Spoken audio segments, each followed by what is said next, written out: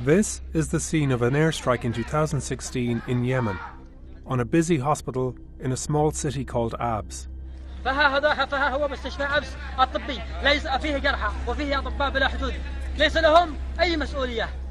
19 people were killed and dozens were injured. The pilot missed clear warning signs and ignored safety measures like a no-strike list of protected buildings. Found in the debris, the remains of a US-made weapon. America isn't officially involved here. The fight is between a Saudi-led coalition and the Houthi rebel group. But it's very much a US-supported war. The fighter jets, the bombs, the training and intelligence, much of it is supplied to the Saudis by the US. It's a brutal war. The Houthis have killed hundreds of Yemenis.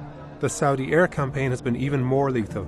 Over 4 years, coalition airstrikes have killed thousands of civilians and bombed well over 100 medical facilities, a Times assessment found. If US fighter pilots were doing this directly with US bombs, would there be a change in behaviour?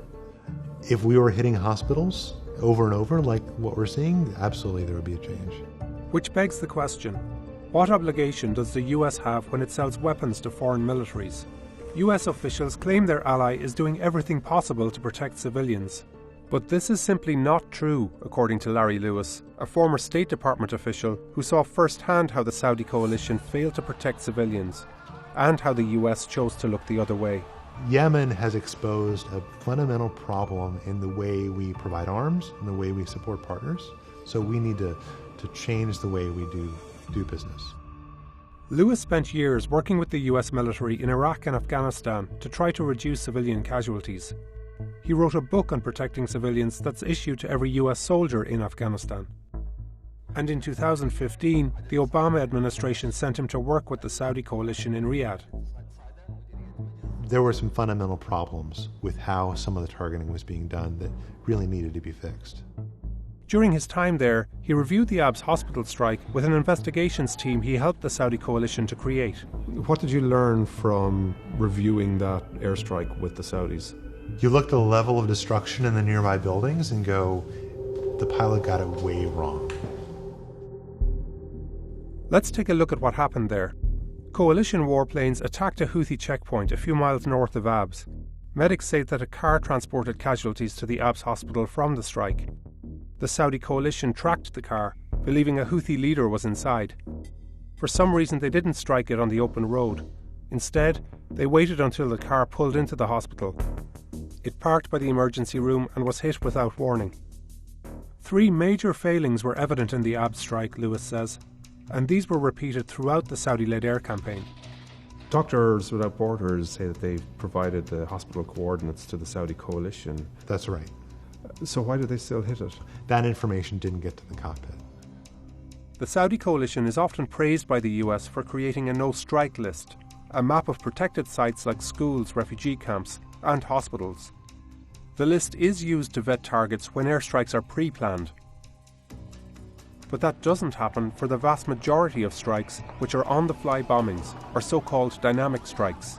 What can be done to limit the number of dynamic strikes, or at least force them to check the no-strike list? This is not rocket science. It's not hard to make a requirement for pilots to call back to higher headquarters and say, check the no-strike list and tell me if this object is on the no-strike list or if there's something that's close by. It would take a minute or two. Another problem?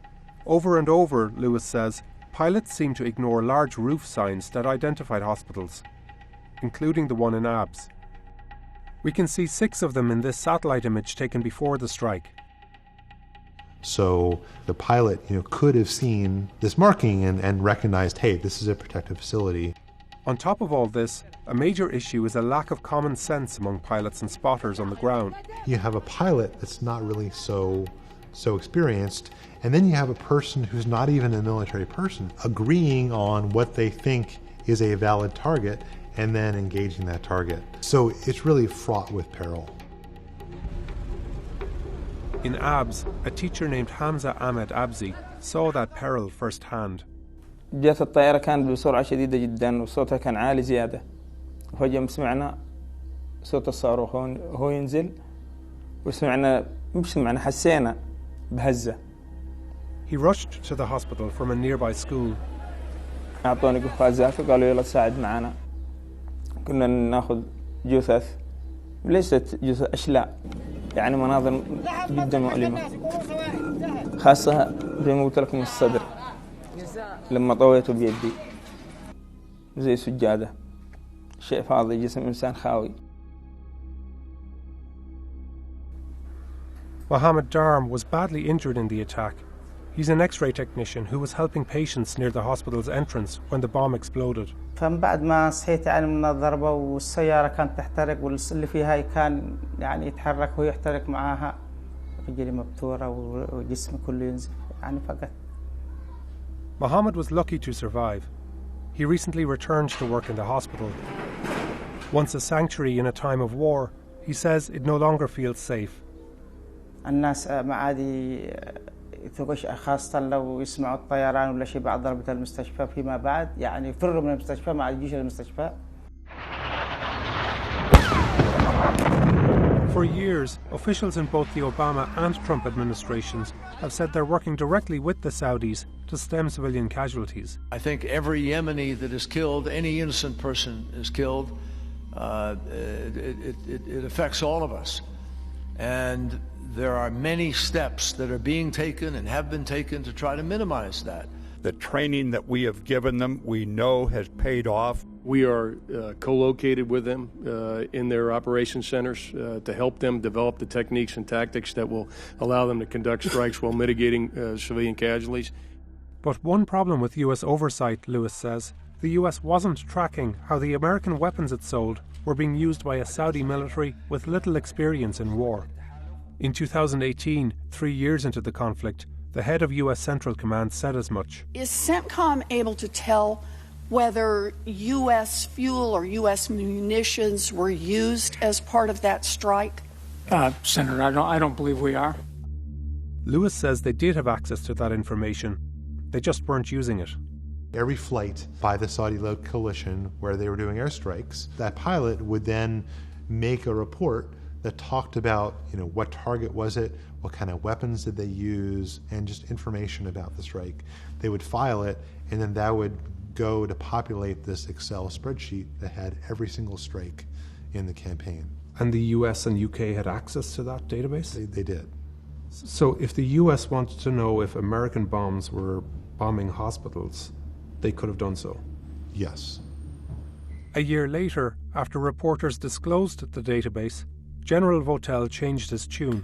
Today, we do have a database that does have that information, and we have the ability to see that. Lewis says the database could be a tool to increase US oversight in reviewing foreign weapons sales. A State Department official told us this kind of data could be incorporated into its monitoring, but vetting it can be onerous, and it may be of little use to policymakers.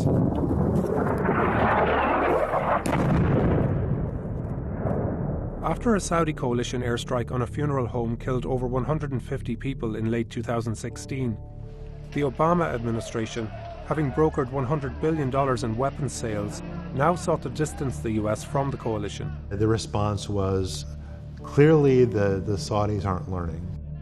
It paused sales of precision weapons and pulled the plug on Lewis's advising mission. The US said, this is up to the Saudis to do their thing and investigate it themselves.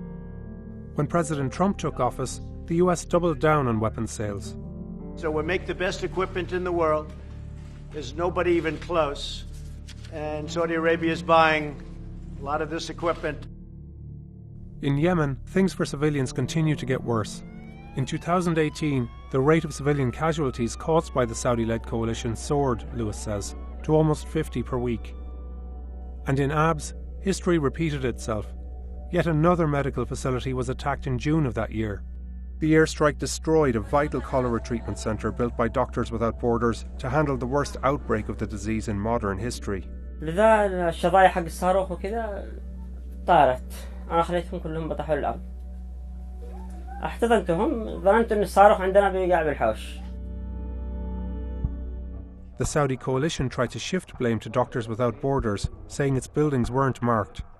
But again, Satellite images from before the strike show large red crescents were visible, even from space. And Doctors Without Borders say they shared the centre's coordinates at least 12 times. The Saudis deny this. The US sells weapons to over 100 countries, but in Yemen, the scale of the devastation has become the story. And for the people living there, it's the new normal.